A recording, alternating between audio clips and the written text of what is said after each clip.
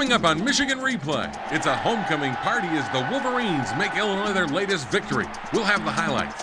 We'll also meet Michigan's undersized overachiever in the middle, and we'll look ahead to a major Big Ten test as we scout the Purdue Boilermakers. All that and more coming up next.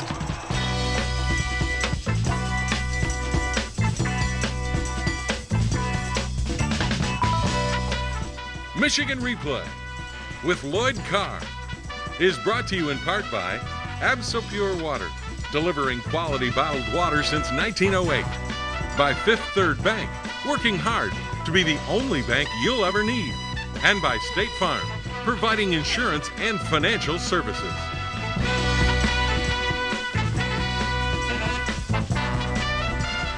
Hello, everybody, and welcome to Michigan Replay. Well, Michigan put up big numbers against Illinois on Saturday, and I want to thank you for that victory. 56-14, because you might want to thank the team. Well, I want to thank you and the team. Is that okay? Yeah. The blood pressure medicine stayed in the closet this week. Well, it wasn't a very fun week of practice, Jim, and but we came out and got off to a little bit better start. But coming off that Minnesota win again, that was such a huge comeback. It seemed like there was a rekindled little bit of intensity as you started out against the Illini. Well, I think two things. Yeah, we did have a great week of practice. We had a lot of things to work on. We wanted to come out of this game feeling like we had improved and doing a better job stopping the run and running the football more effectively. Well, one of the things you did in the game is you started quickly. This is your opening possession, and you went right after him on the ground. Well, we're running off tackle here. Kevin Dudley had a very good football game behind Boss, and Chris Perry ran the football very effectively throughout the day. Got Tim Bracken in the ball game too. Well, Tim is a guy that has been really had some difficult days at Michigan. He broke that leg 2 years ago. Finally is really, I think, getting in shape and made some good cuts. Here Chris had some very good runs today, cutting back against the grain. Good block down there by Braylon Edwards. And what you want to do is establish the run and use the clock and keep their offense off the field. Well, that made it a 7-0 game early. You force them to a 3-and-out, get the ball back, and you go right back to work. Well, first down pass to Braylon Edwards, and Braylon is a guy that is really starting to play outstanding football. Again, great blocking here. Lentz, and then Chris just does a great job of making people miss. Well, this kid is having a great year, Jim. He's a great football player. And then you come in again with Bracken, and he does a nice job getting 8 yards here. Good blocking there again. Kevin Dudley on the lead block and the defensive end, and Tim is running up in there. And here we go, 14-0, running the football. And the first quarter is almost over, and Illinois had the ball 3 downs. Yeah, and the other key is they had a chance here on a short 3rd and 2, and you were able to stuff them. Well, Grant Bowman forces a ball to cut back, and Larry Stevens and Ernest Shazor coming up there late. Norman Hoyer did a good job on the guard and tackle scoop. And you're right, Jim. That's what you need to get the football back and into Steve Breston's hands. And this is just great coaching, right? Yes, it is, Jim. And I spent a lot of time with Steve this week teaching him how to miss all these guys. There's a great block by Elijah Bradley, Lamar Woodley hustling around there, Pierre Rimbert getting the block. He had some great help, but that play was not designed to be a return to the left. Steve Breston just is a guy with great instincts and great ability. That's a playmaker. Yes, he is. And well, that gets you to 21-0. Then you get a great sack here from Diggs as the defense continues to play out. Well, Jim made a great call there, bringing Diggs up the middle, and they didn't pick up the protection, and now we're going to get the ball again. You're going to get the ball again. This time you work through the air a little bit more, but all of it comes off run action. Well, yeah, great play action, gives John plenty of time, and this kid, Jason Avant, always comes to play and always makes the tough catches over the middle. Great block here by Brackens on pass protection, and Braylon makes a circus catch there, Jim. And then you go back to Avant, and you like Avant, don't you? Well, he's a guy that he'll do anything it takes to help his team win. He's done a great job on special teams, makes a lot of catches over the middle. And then Andy Minery, tight end, gets his first touchdown at Michigan. Well, it's always great to see a guy that's paid his dues, and Andy's doing a great job for us at tight end, get his first touchdown in Michigan. At that point, it's a 28-0 game, and even though it's near the end of the half, your defense really hauls up. You stop them on a 3-and-out and get the ball back for really the nail in the coffin late in the half. Well, you know, we used the clock well here. We used our timeouts, and John here again makes a play for first down, and he's done this a number of times this year, tucking the ball and making something when nothing's there in the passing game. And here's the big play on 3rd and 10 in this drive. Well, you see a lot of time, Jim, and that's one of the things. Calvin Bell has had a good game up in Minneapolis, makes a good catch there. But one of the things that happens to pass rush, if you can run the football, it takes something out of the pass rush. And on 4th down, we run in there behind Pape and Lentz and get a score just before the end of the half. At 35-0 at half, you've just dominated the game. What message do you give to your team when you get in there with that kind of a lead? Well, first of all, Jim, you know, Illinois lost their starting quarterback, John Butcher, for this game. But the thing we talked about at halftime is not going out there and slopping around, not playing with good intensity, good discipline, no penalties, no sacks, and continue to do the things. We understood a lot of guys were going to get a chance to play in that half, but we still wanted to play well. Well, the Wolverines did get a lot of guys an opportunity to play. We'll be back to take a look at those second half highlights, but first we hear from Andy Minery talking about how those Wolverines were hitting on all cylinders against Illinois. Yeah, all parts of the offense. You know, the run game, John was really on fire, especially, you know, that last drive right before halftime. He really put it together.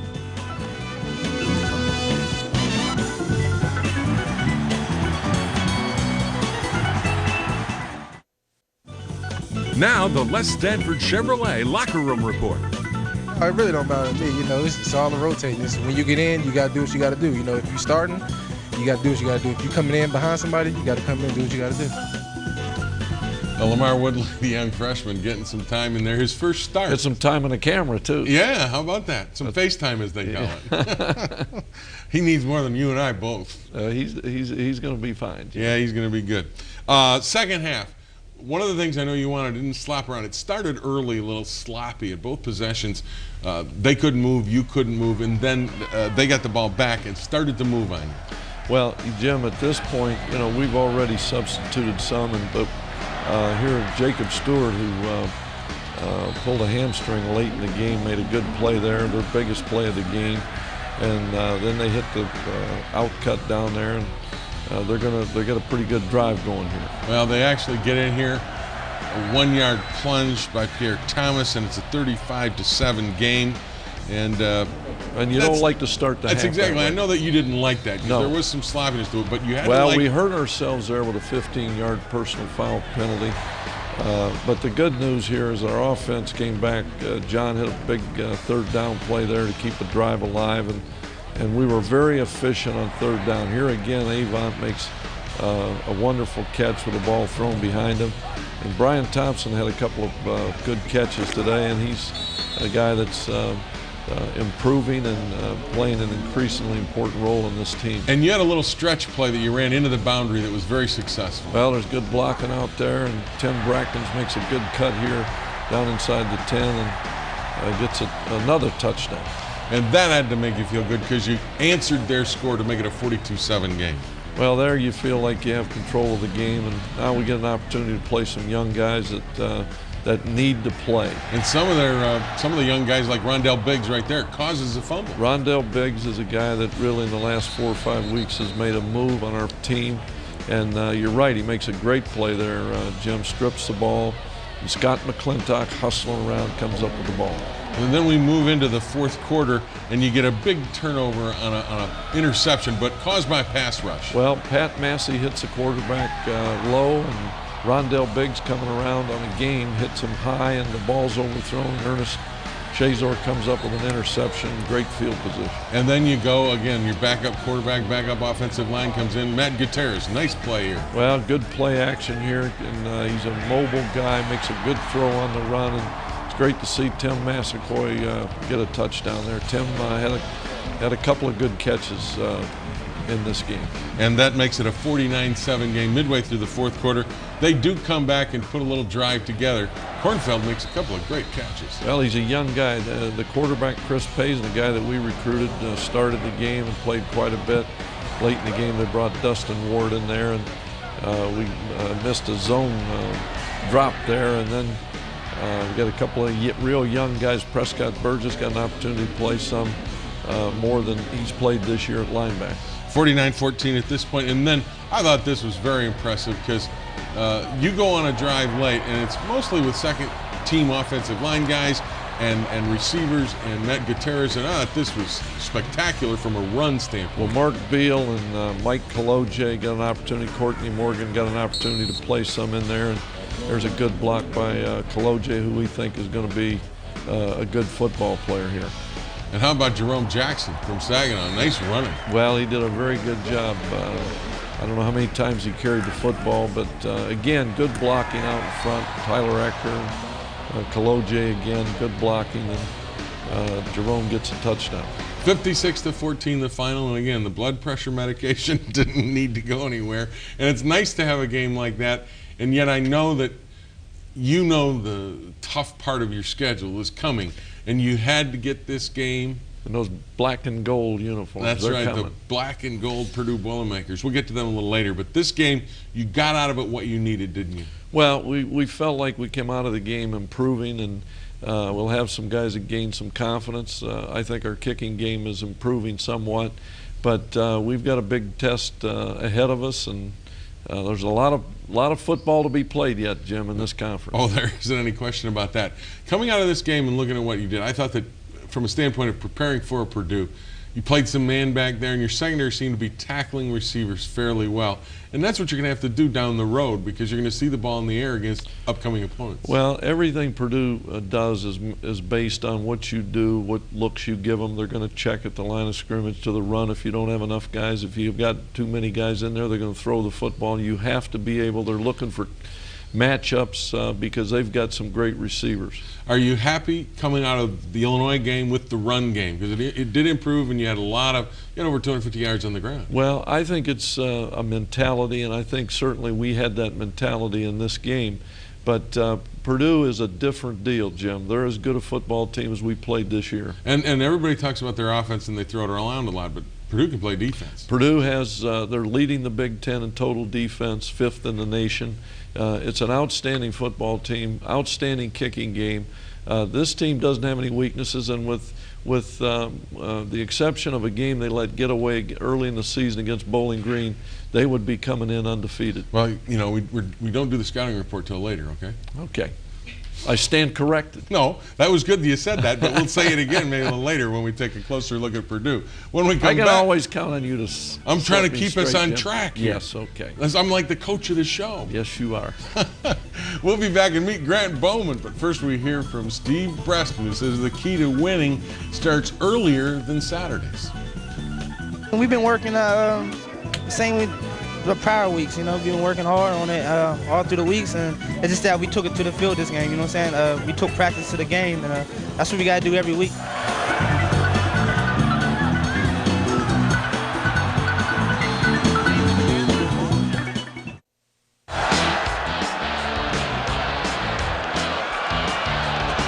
He is listed generously at 6'1" and 289 pounds. Not huge for today's standards on defensive tackles, but Michigan's Grant Bowman plays huge. He has been a fixture in the defensive line since 2000, and while some might think of him as undersized, Grant Bowman certainly doesn't. You're never undersized or slow in your own mind, even if it is the truth. You know, in your own mind, you're really a player, and so, you know, day in and day out, you know, it's not really something I thought about, maybe because a lot of people did perceive me as maybe being as somebody who's maybe an overachiever. It made me sort of play, you know, with a little more tenacity and a little more fire, if anything. But for me personally, you know, that's just how I feel like I am, you know. And even if I was the most talented person there was out there as a defensive lineman, that'd still play, you know, with the same sort of toughness and fight that I think that I play with now.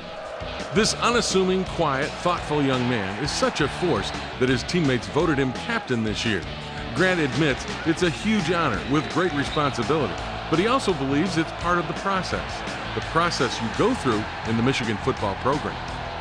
When you sign your letter of intent, you have big dreams. You know, you think you're going to be, I'm sure everybody thinks they're going to be All-American, the captain of the team, win awards, you know, and go in the first round of the NFL. But you get here and you realize it's a long process. So, you know, a long time ago, maybe, you know, before I got here, I said, you know, it'd be nice if I was captain. But you get here and it's such a daily grind, day in and day out, that you really just have to focus on doing things the right way, you know, individually each day. And so it's not something where you really think about the outcome. It's really something where you focus on what you're doing, and it's just a byproduct of doing things the right way. Now in his last year, Bowman is reaping the rewards of doing it the right way. He's a leader, a captain, a spokesman for the team, and most importantly, he's a player. Others may have more impressive size and speed. Grant says that's all well and good, but let's not forget, it's how you play the game that counts. You know, when it comes down to it, you know, everybody watches SportsCenter all the time, and they hear about the guys who run the 4.2s and the linemen, you know, who have these amazing skills and things. And when you get on the field, you're playing football. You're not running a 40-yard dash, and you're not, you know, bench pressing. And so while you might have, you know, certain skills that are valuable in the game, you still got to play the game. And so I think a lot of times those sort of things are overlooked, and the actual skills of playing the game are not brought up as much. See, I agree with Grant Bowman there. When they timed me in the 40 with a calendar, you know, I used to say, I don't have to run the 40. I got to block the guy in front of me, right? He's a great kid, isn't he? Well, he's a bright guy and a great leader and a great competitor. Jim, he's as tough as we've had here. He's having an exceptional senior year. The injuries he has been through, had to redo a surgery, reinsert a rod in his leg. I mean, and he kept playing. He's just one of those guys that loves the game, and he inspires everybody who plays with him, because when you watch the game on Sunday, the film, you always see Grant Bowman playing with great effort and great intensity. He's a good one indeed. When we come back, we'll talk about Purdue again. But first, we hear from Jeremy Lesueur. It's showdown time in the Big Ten. It's on the line. Big Ten championship is out there. There's a lot of great teams in the Big Ten, and right now, next week they come in, we know they're going to come prepared, and we got to come out, practice hard, and we're going to come out and be ready.